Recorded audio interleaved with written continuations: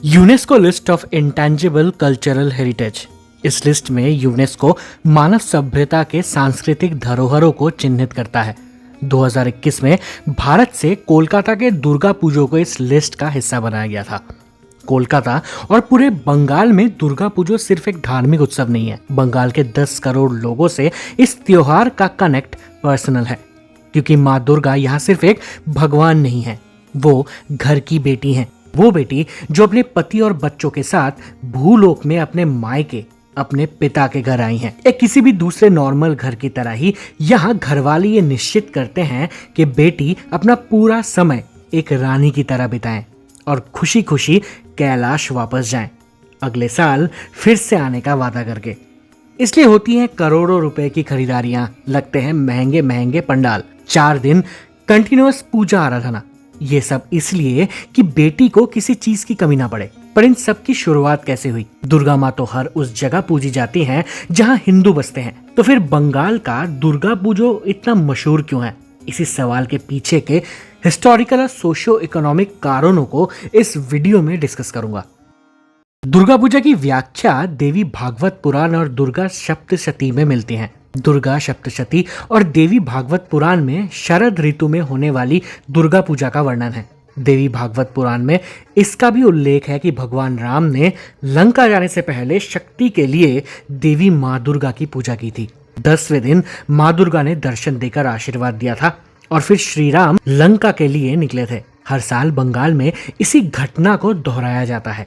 जैसे श्री रामचंद्र ने रावण को खत्म करने के लिए देवी की पूजा की थी, वैसे ही दुर्गोत्सव में हमारे अंदर की बुराई के ऊपर जीत हासिल करने के लिए हम देवी का आशीर्वाद मांगते हैं। पुराण के मत के विपरीत ये पूजा अलग वक्त पर होती है, इसलिए दुर्गोत्सव का और एक नाम है औकाल बोधन। औकाल का मतलब है गलत वक्त, बोधन मतलब पूजा। पर बंगाल में दुर्गा पूजा का इतना भव्य महत्व क्यों है? इसको समझने के लिए हम 2 तरह के पूजों को समझेंगे, एक बौनिदी पूजो और एक बारोवारी पूजो। बौनिदी मतलब रॉयल यानी फैमिली पूजास। दुर्गा पूजा करना बहुत लंबा और खर्चीला प्रोसेस है। पुराने समय से लेकर अभी तक आर्थिक रूप से स्ट्रॉन्ग फैमिलीज ही इसे कर सकती हैं। इसलिए पुराने समय में बौनिदी पूजाएं राजा या जमींदारों के घर ही होती थी। आज भी कई जगह ऐसी राजाओं और जमींदारों के वंशज इन पूजाओं को करते हैं। इन्हें राजबाड़ी पूजो भी कहते हैं। बंगाल में दुर्गा पूजा का त्योहार इतना लोकप्रिय क्यों हुआ, इसके पीछे इन्हीं बौनिदी पूजों को श्रेय जाता है। एक प्रमुख कहानी है 16वीं शताब्दी के अंत में अविभाजित बंगाल के ताहिरपुर के राजा कौशो नारायण की। अपनी प्रजा की समृद्धि के लिए और अपने राज्य विस्तार के लिए अश्वमेध यज्ञ की कामना की थी राजा ने। उन्होंने इस बात की चर्चा अपने कुल पुरोहितों से की, तो उन्होंने राजा को समझाया कि अश्वमेध यज्ञ कलयुग में करने का कोई फल नहीं है। इस काल में अश्वमेध यज्ञ की जगह दुर्गा पूजा की जा सकती है। माँ दुर्गा सभी को सुख, समृद्धि, ज्ञान और शक्ति सब प्रदान करती हैं। इसी के बाद राजा कौशो नारायण ने धूमधाम से माँ दुर्गा की पूजा की थी। तब से आज तक बंगाल में दुर्गा पूजा का सिलसिला चला आ रहा है। एक और कथा भी 16वीं शताब्दी से ही जुड़ी हुई है। ऐसा माना जाता है कि दिनाजपुर के जमींदार ने सबसे पहले इस पूजा की शुरुआत की थी। देवी का स्वप्न आने के बाद उन्होंने पारिवारिक तरीके से ये पूजा शुरू की थी, लेकिन उस दुर्गा देवी का स्वरूप कुछ और ही था। लोक कथाओं के अनुसार इस घर की देवी का वाहन सफेद बाघ और हरा शेर था, वहीं देवी की आंखें गोल थी। अब आते हैं बारोवारी पूजो पे।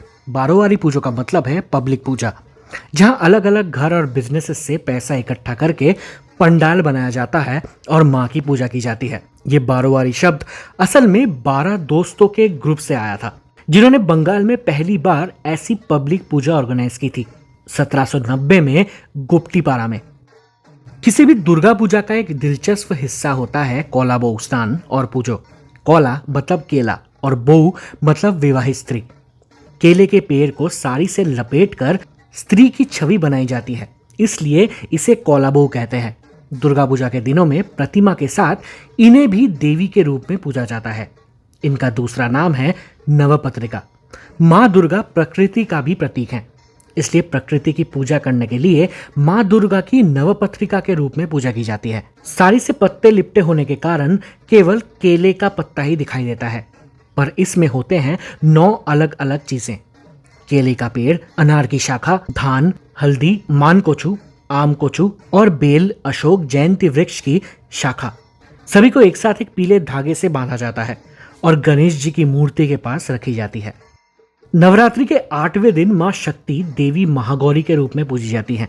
पूर्वी भारत में दुर्गा पूजा के मान्यताओं में आज ही के दिन देवी ने चामुंडा का रूप लेके असुर भाई चंड, मुंड और रक्तबीज का वध किया था। दुर्गा पूजा में इस दिन चंडी पाठ और कुमारी पूजा का बड़ा महत्व होता है। उत्तर भारत के कंजक पूजा के तरह ही कुमारी पूजों में नन्ही कुमारी बच्चियों की देवी दुर्गा के रूप में पूजा की जाती है।